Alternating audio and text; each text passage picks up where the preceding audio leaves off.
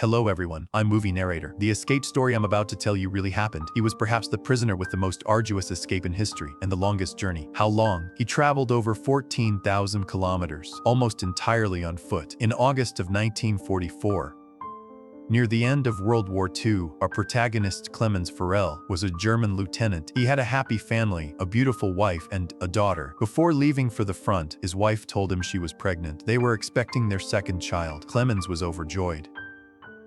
After a tearful farewell to his wife and daughter, he boarded a train to the front, but Clemens' unit was soon defeated by the Soviets. He was captured and became a prisoner of war. He was sentenced to 25 years of hard labor and then put on a train to the prison camp. The camp was located in Siberia, on its northeastern cape, inside the Arctic Circle, only a few hundred kilometers from Alaska. This yellow line shows their approximate route to the prison. In January 1946, after a hellish journey, they finally reached their destination, the Desnev prison camp. This was probably one of the lowest and highest security prisons in the world. I say lowest because it didn't even have a wall. I say highest because the prison is in the Arctic Circle, surrounded by hundreds of kilometers of vast snowy wilderness. If you wanted to escape, there was almost only one outcome: death in the wilderness outside. The prison had two doctors. One was a Soviet doctor, the other was a German POW, Stoffer. The warden here was Kamenev, a Soviet captain. He came here specifically to pursue the female doctor. After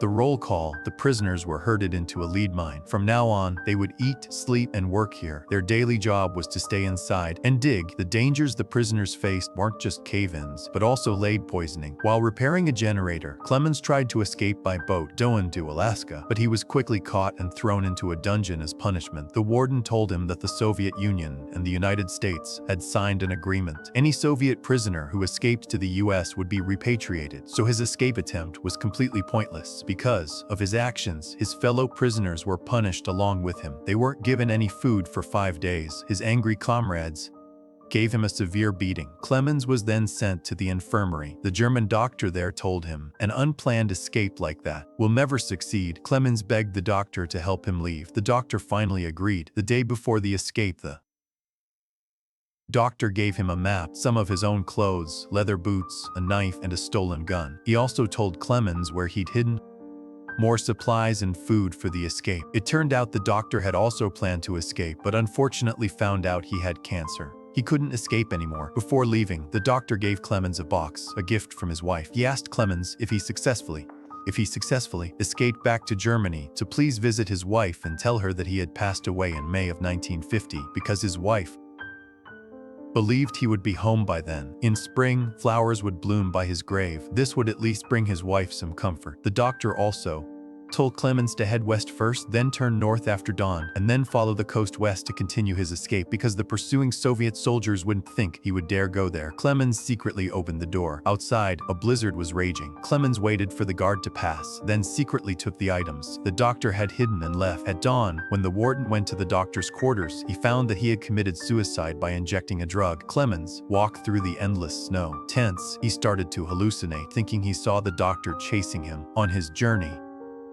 he saw the beautiful phenomenon of the aurora borealis for the first time. This meant he had reached the coast of the Arctic Circle. Unfortunately not. Long after, his food ran out. Helpless and hungry, Clemens began to pray. When he was too exhausted, he would just lie down in the snow and sleep for a while. One morning, he was suddenly woken up by the sound of an animal. In the distance, by the sea, there was a seal. Having been starving for days, Clemens quickly took out his gun and aimed, but he missed. After some maneuvering, he finally hit the thickly fatted seal. It would sustain him for another month. After cutting it open with his knife, Clemens first put his frostbitten feet inside to warm them up, then lit his alcohol stove to disinfect some cloth strips and wrap his feet. Afterwards, Clemens once again set off into the vast snowy plains. Another few weeks passed. He suddenly noticed what looked like a small tree ahead. He wasn't sure if he was hallucinating again. It wasn't until he got closer that he believed it was. Clemens was overcome with emotion and hugged the small tree. The appearance of this tree meant that plant life was beginning to appear here. The further south he went, the more plants and food there would be. His hope for survival grew stronger. By this time, it had been over 2 months since his escape. A few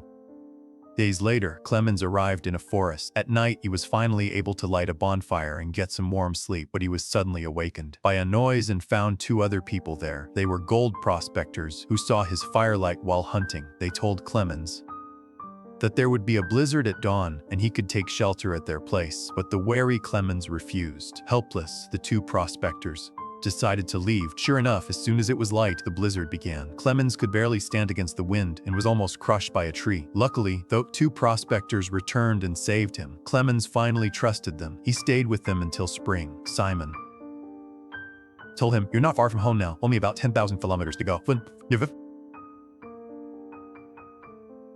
One day, the three of them were traveling downstream on a raft. The current suddenly became rapid. The heavy-set Simon accidentally fell into the river. Clemens jumped in without hesitation to save him, while their other companion took the raft and left. The two eventually made it back to their shelter safely. Suspecting that their companion wanted to take all the gold, knocked Clemens out and killed the other man. After Clemens woke up, the two decided to continue their journey. But to keep the gold for himself, Simon went back on his word and attacked Clemens. When he came to, he was surrounded by a pack of wolves. In his moment of peril, someone fired a shot and saved him. When Clemens woke up, he found he was with a group of indigenous Yakut people under their care. Clemens gradually recovered his strength. He even had a romance there. After a period of happiness, their home was discovered by the Soviets. Clemens set off on his journey home again. This time, he had a dog for company. The man and dog continued south. In the summer of 1951, the dog foolishly wandered into a logging camp. Clemens was then captured by the people there for questioning, claiming to be a Soviet citizen who had crossed the border and was heading to a place called Chita in the south, but the leader here didn't believe him. Clemens was forced to stay for the time being. The next day, the leader said, "You're in luck. We have a train heading to Chita to transport lumber. You can go with the train." On the train, Clemens was ecstatic, as this would greatly speed up his journey home. What he didn't know was that the leader of the logging camp had already reported him to the Soviets. Warden Kamenev, having received the news, rushed to the Chita train station, preparing to arrest Clemens there. When the train arrived, Clemens spotted the soldiers there and realized something was wrong. He took his dog and prepared to run, but was caught by the warden. At the crucial moment, the dog pounced, but was shot by the warden.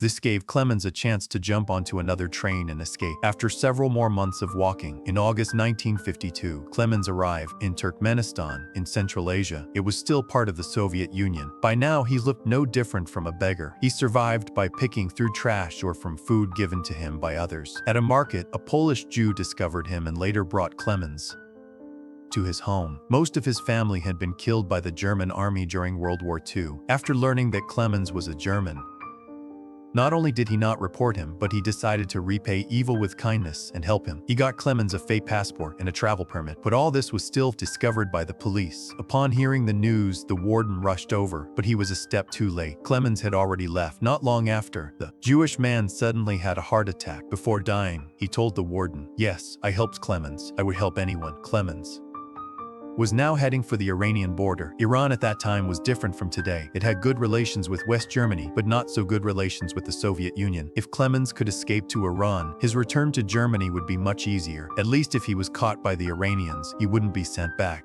After his documents were checked, Clemens was finally allowed to enter Iran. Walking on the bridge, he was incredibly excited. He was one step closer to home. But suddenly, a person approached from ahead. It was the person he least wanted to see, Warden Kamenev. But after they faced each other for a moment, the warden stepped aside. He didn't stop Clemens, but told him, "I am victorious." This sentence has many meanings. Some say it's the director's illusion, that the Soviets defeated Germany. Another meaning is that the warden just wanted to tell Clemens, although you've escaped here, in the end, I am the victor. Perhaps out of respect, he decided to let Clemens go. But some also say that this scene was just Clemens's hallucination. But after arriving in Iran, Clemens was imprisoned in Tehran. The Iranians at the time thought he was a Soviet spy, and he was even sentenced to death. The Iranian authorities didn't believe he could have walked tens of thousands of kilometers to get there. One day in December 1952, Clemens was called to the warden's. There was another person in the room. It was Clemens's uncle, a high-ranking official in the West German government. The last time they had seen each other was 15 years ago. So when Clemens called him uncle, he didn't recognize his nephew at all. 8 years of hardship had made Clemens look like a completely different person. Fortunately, he had brought a family photo album. Clemens pointed to a photo of himself and recited the words he had once written on the back. It was a perfect match, word for word. The two then embraced tightly. Finally, in a church, Clemens was reunited with his wife and daughter.